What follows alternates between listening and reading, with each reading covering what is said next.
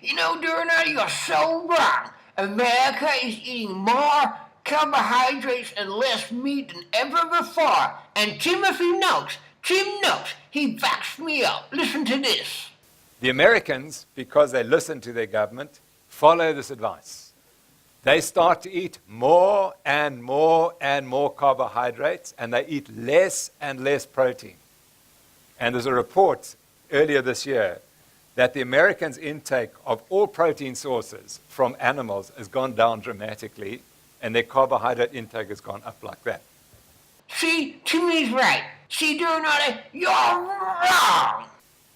And there's a report earlier this year that the Americans' intake of all protein sources from animals has gone down dramatically, and their carbohydrate intake has gone up like that. And there's a report earlier this year that the Americans' intake of all protein sources from animals has gone down dramatically, and their carbohydrate intake has gone up like that.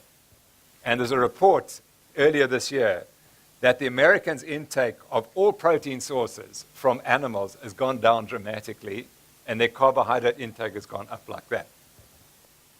And there's a report earlier this year that the Americans' intake of all protein sources from animals has gone down dramatically, and their carbohydrate intake has gone up like exactly the same time. You know what's happened to their health.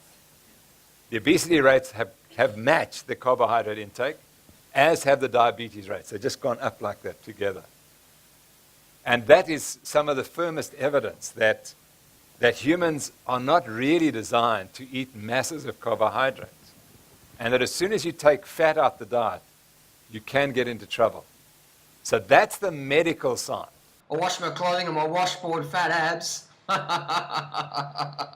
look at all that fat rippling off my arms, all that fat hanging off my arms. There's not even anything to pinch. That's all you can pinch on there. Tim Noakes, you don't have a clue, mate. Cars make you lean. But seriously, Tim, get on a plane, go to Kenya. You live in Africa. Jump on a plane, go to Kenya, and you'll get off the plane and go, oh, I was wrong. What do Kenyans live on?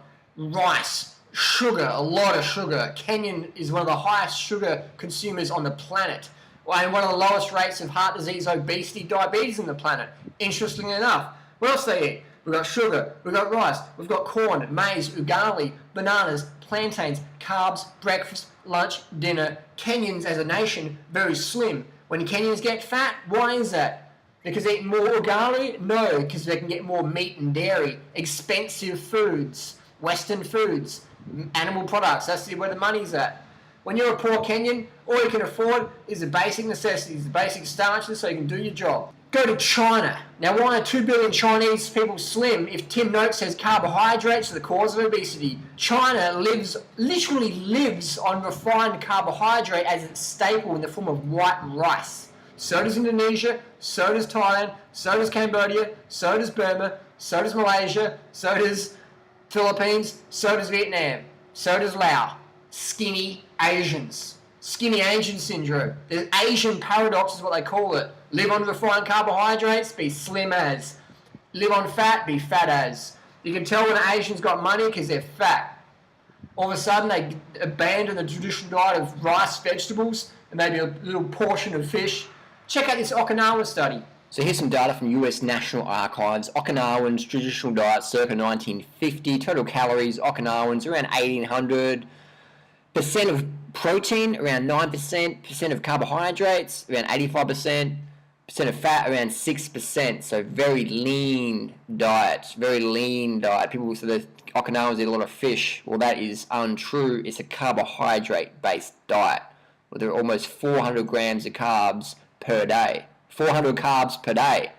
Now, people out there will tell you over 150 grams of carbs per day will create insidious obesity. So the Okinawans weren't a very active marathon runner culture, obviously. They were just happy chilling out. So a lot of carbohydrates for a relatively sedentary society, resulting in a very lean physique. You just go down, nuts, seeds, sugars, oils, not much oil at all there, 3 grams per day. Legumes, about 71 grams. Fish, 15 grams per day, so about 100 grams per week, which is a little piece on your palm, 100 grams per week. And people said Okinawans had fish for breakfast, fish for lunch, fish for dinner, fish smoothies, fish muesli, whatever. Not true at all. Not true at all. High carbohydrate, sweet potatoes, rice, corn. Not much fruit, but very diet high in starches, high carbohydrate.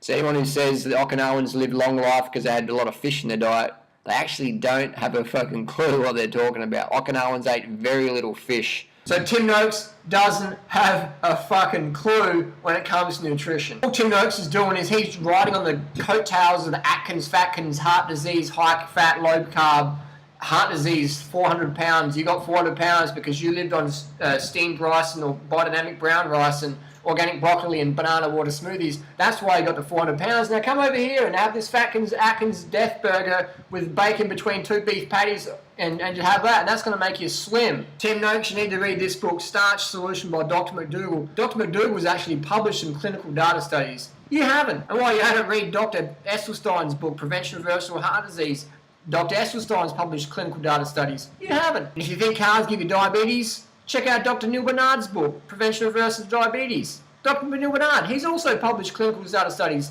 You haven't. And lastly, for bedtime reading, read the China study. Professor Campbell, one of the world's most esteemed nutritional biochemists, studied over 300 clinical data studies. You haven't. Now listen carefully because these are the hilarious sound bites from Tim Noakes. Totally crazy. And glucose is highly toxic. Did Noakes just say glucose was highly toxic? And glucose is highly toxic.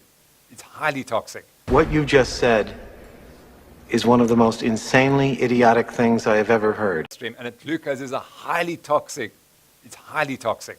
I guess glucose is so toxic the brain exclusively runs on glucose. Every single cell in the human body runs on glucose. But glucose is toxic according to Timothy Noakes.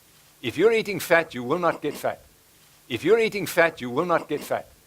If you're eating fat, you will not get fat. If you're eating fat, you will not get fat. If you're eating fat, you will not get fat. If you're eating fat, you will not get fat. If you're eating fat, you will not get fat. If you're eating fat, you will not get fat. If you're eating fat, you will not get fat. If you're eating fat, you will not get fat. The leanest. So, the people with the highest fat intake are the bodybuilders. And they know if they can get their fat intake up to 90%, and the only reason it's 90% is because they have to have some veg to put the olive oil on. So they will lose weight dramatically. Even a highly fit bodybuilder will lose 3 kilograms in a week if they can get their fat intake up to 100%. Because it's so satiating. I don't know where to start. I don't know where to start. Bodybuilders eat a 90% calories from fat diet. Bodybuilders eat a 90% calories from fat diet, according to Tim Noakes. And if they get to 100% of the calories from fat, aka drinking olive oil, so according to Tim Noakes, if you just live on olive oil for the rest of your life, you'll save your weight loss problems. You know why? Because you'll fucking die. You won't have a fat body anymore because you'll be dead. Tim Noakes says that you should live on a 100% fat diet, a 100% oil diet, because bodybuilders will lose 3 kilos in a week. So that means you should eat olive oil for the rest of your life, 100% calories from fat. Tim Noakes is, sorry mate, you're a fucking moron, a nutritional moron, man. A nutritional dimwit. The reason why people lose 3 kilos in a week when they go on a 100% fat diet is because they lose their glycogen water retention, you fool. They lose their glycogen weight, which is about 3 kilos. So all you have done is you've read some bro science, PhD, Fatkins, Atkins, low carb, paleo, primal nonsense, marketing gimmick, fad, schmad, schmammy, spammy, whatever. You've read that and you're like, oh wow, this translates to like, if you lose 3 kilos of weight, that means there must be 3 kilos of fat mass. So therefore, 100% fat diet, aka ketogenic diet, must be the solution to society's obesity epidemic. I think I'm going to write my own little book on that and cash in as well. It's preposterous. I think that you shouldn't eat very often because eating itself is toxic to your body. That if you starve animals, they live much longer. And humans who starve live much longer. I think that you shouldn't eat very often because eating itself is toxic to your body. That if you starve animals, they live much longer. And humans who starve live much longer. I think that you shouldn't eat very often because eating itself is toxic to your body. That if you starve animals, they live much longer. And humans who starve live much longer. I think that you shouldn't eat very often because eating itself is toxic to your body. That if you starve animals, they live much longer. And humans who starve live much longer.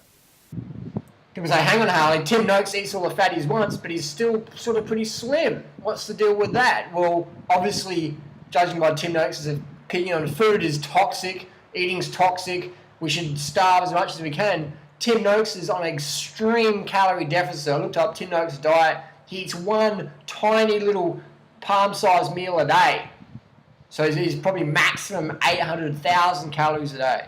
Doesn't matter what you eat, you're going to lose weight on 1,000 calories a day. That's less than the starvation. Tim Noakes is eating less than a 1-year-old baby. So that's the answer there. So Tim Noakes doesn't have a clue. He's a relative noob to nutrition, and he's just sort of going, well, what's the good thing to write a book on? What's trending on Amazon? Oh, the Atkins diet's trending again. Let's write some books about that. So that's all that's happening. So no offense to Tim Noakes, just sharing my comments and criticisms. You're a nutritional dimwit right now, Tim. Get educated, read the books I mentioned, and please go visit Kenya someday and watch what the fastest marathoners in the world eat and watch how lean the nation is on high starches.